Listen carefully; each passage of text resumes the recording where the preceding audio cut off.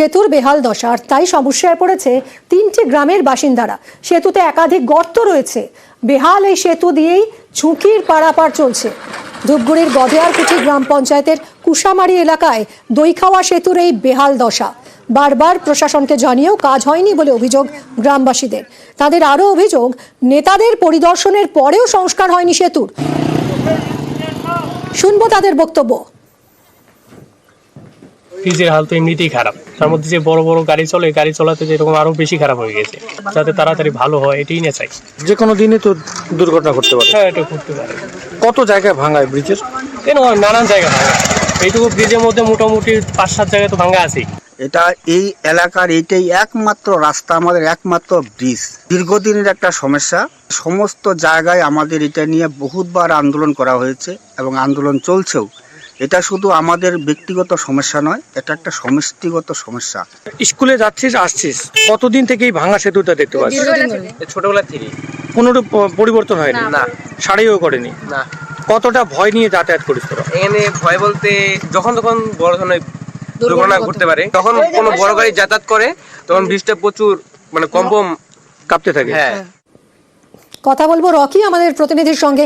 Rocky, দীর্ঘদিন ধরে সেতুর এই বেহাল দশা, সংস্কার করা হচ্ছে না কেন? সমস্যা কোথায়?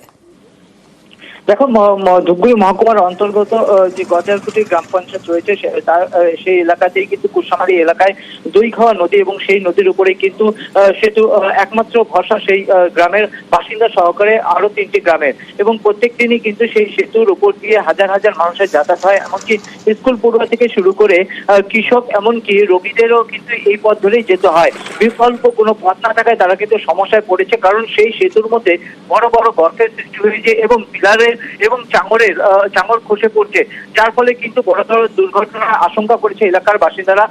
এলাকার বাসিন্দাদের যেটা অভিযোগ রয়েছে, এলাকার প্রধান পঞ্চায়েত প্রত্যেককে এই বিষয়ে জানানো হয়েছে, এবং কিছুদিন আগে যে নির্বাচন হয়েছে, নির্বাচনের আগেও কিন্তু এলাকায় জনপ্রতিনিধিরা গিয়েছিলেন এবং তাদেরকে প্রতিশ্রুতি পর্যন্ত দেওয়া হয়েছিল যে ইলেকশন পাস হয়ে গেলে সেখানে কাজ হবে।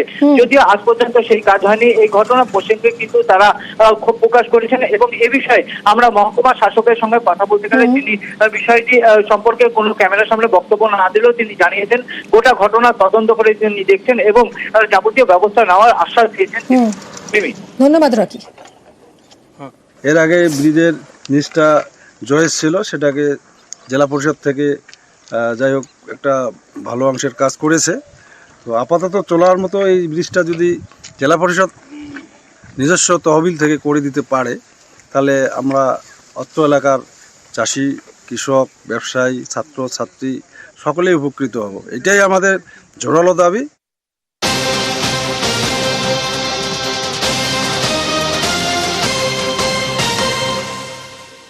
কাঁথিতে সদ্য তৈরি কালভার্ট ভাঙচুর। বিজেপির বিরুদ্ধে কংক্রিটের কালভার্ট ভাঙচুরের অভিযোগ। রামনগরের দেপালে কালভার্ট ভাঙচুরের অভিযোগ বিজেপির বিরুদ্ধে। কথা বলবো আমাদের প্রতিনিধি পঙ্কজের সঙ্গে। পঙ্কজ, কি অভিযোগ এবং কারা রয়েছে এই ঘটনায় ভাঙচুরে জড়িত? দেখো, আমি তোমাকে জানি রাখি, প্রথমত গতকাল কিন্তু কন্টাই কোঅপারেটিভ ব্যাংকের ভোট ছিল রামনগর কলেজে। সেক্ষেত্রে যেখানে তৃণমূল কংগ্রেসের পক্ষ থেকে যেটা অভিযোগ করছে, যেখানে বিজেপি ধরাশায়ী হয়েছে, তারপর ভোটের ফলাফল দেখে কিন্তু যেখানে বিজেপি কর্মী সমর্থকরা যাওয়ার সময় ওই এলাকায়, যেখানে দেপাল গ্রাম পঞ্চায়েতে শেখরবাড় এলাকায়, যেখানে প্রায় 500 একর জমিনের জল নিকাশির একটি নবনির্মিত একটি ক্যালভার্ট ছিল, সেই ক্যালভার্ট কিন্তু ভাঙচুর চালিয়েছে বলে অভিযোগ করছে তৃণমূল কংগ্রেসের পক্ষ থেকে। যে বিজেপির আশ্রিত দুষ্কৃতীরা তারা ভাঙচুর করেছে হেরে যাওয়ার ফলে, কিন্তু অভিযোগ অস্বীকার করছে বিজেপির পক্ষ থেকে।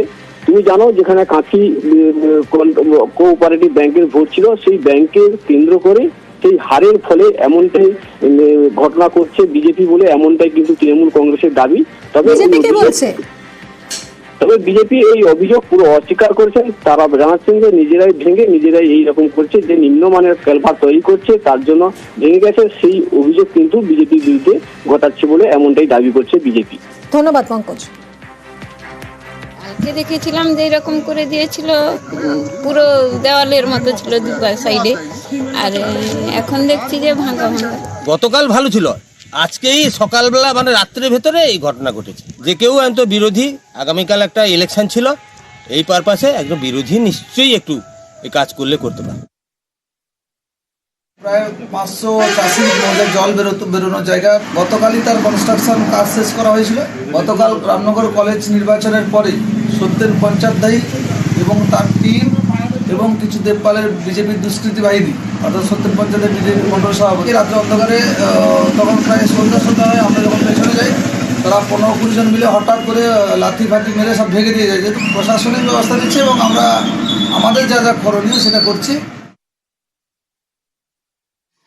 আমরা রাষ্ট্রবাদী দল, রাষ্ট্রের প্রত্যেকটা সম্পত্তিকে বাঁচানোর জন্য আমরা বদ্ধপরিকর। ওনারা কালকে সারা রাত এত দাপাদাপি করেছেন, আমাদের ভারতীয় জনতা পার্টির সমস্ত কর্মীরা কাল ঘর ছাড়া ছিল। বিরোধী বিজেপি ভেঙেছে, এই কথাকে সম্পূর্ণ অনুপবাবুকে চিন্তন করতে হবে। কারোর উপরে দোষারোপ করতে হলে তার সঠিক জানকারিটা নেওয়া অনুপবাবুর দরকার। একাধিকবার উদ্বোধন হয়েছে কিন্তু তারপরেও খুলল না ফুলবাজার। হাওড়ায় ফুলবাজার বিতানের একাধিকবার উদ্বোধন হয়। প্রথম উদ্বোধন হয়েছিল 26শে সেপ্টেম্বর 2022। দেখুন সেই ছবি। 300 কোটি টাকা খরচ করে তৈরি হয় ফুলবাজার।